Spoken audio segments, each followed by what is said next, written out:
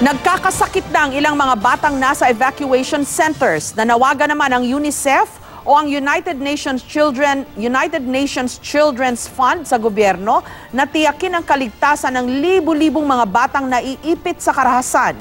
Live mula sa Iligan City, may report si Salima Refran. Salima? Jessica, isang linggo na nga ang bakbakan sa Marawi. Isang linggo na rin sa mga evacuation center ang mga bakwit. Problema ngayon ng mga nanay doon kung paano nila maaalagaan ng mas mabuti ang kanilang mga sanggol.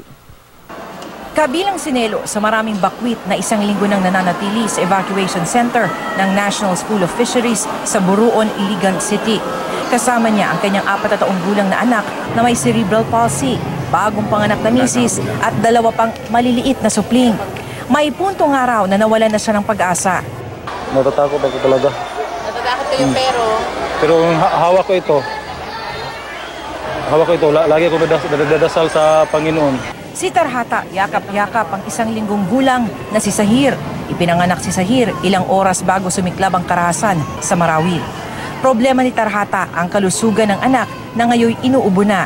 Ito, iniigaan ako nilalangaw. So, ibig sabihin makakuha talaga kami ng sakit ng ganito. Na bad kumakain kami, may langaw rin. We don't have any women-friendly space for the lactating mothers. Mahirap silang saan sila magpadidi. Sa gitna ng krisis, binigyang diin ng National Nutrition Council ang no milk donation policy tuwing panahon ng kalamidad at karahasan. Sa ilalim ng Executive Order 51 o Milk Code, mahigpit na pinagbabawal ang pagdodonate ng infant formula, powdered milk at iba pang kauri nito, feeding bottles, teats at commercial baby food. Wala raw kasing tiyak na malinis sa supply ng tubig na pang-inom at pang-sterilize ng mga gamit. Malaki ang tsansa ng pagkakaroon ng diarrhea sa mga apektadong lugar, kaya kailangan ng iba yung pag-iingat. Kaya ang DOH sinabing best option pa rin ang breastfeeding. Pero may pakiusap ang mga evacuee na Muslim. Kutro po sa Muslim, siyempre di ko alam kung anong kinakain niya. Siyempre may kumain ba siya ng haram, tas mahalo sa madaydi ng anak ko. Sa datos ng UNICEF, may 50,000 kabataan ang nadamay sa bakbakan sa Marawi at isa sa kanila ang nasawi.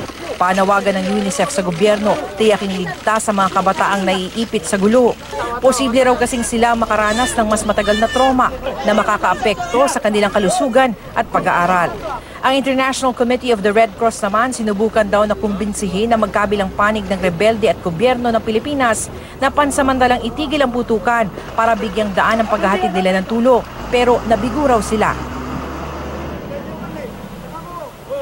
Jessica, ayon doon sa mga nakausap natin ng mga nanay, gusto daw nilang mag-breastfeed sa kanilang mga anak. Kaya naman hiling nila ngayon ay bigyan sila ng suporta sa pagkain para magawa ito. Jessica. Salima, syempre ang daming pangangailangan ngayon ng mga kababayan nating bakwit. Pero the government can only do so much sa ganitong sitwasyon. So siguro ang kailangan ngayon i-prioritize, no? Kung irarango ba yung mga basic needs ng ating mga kababayang bakwit, ano-ano ba yung sa tingin mo dapat bigyan ng priority?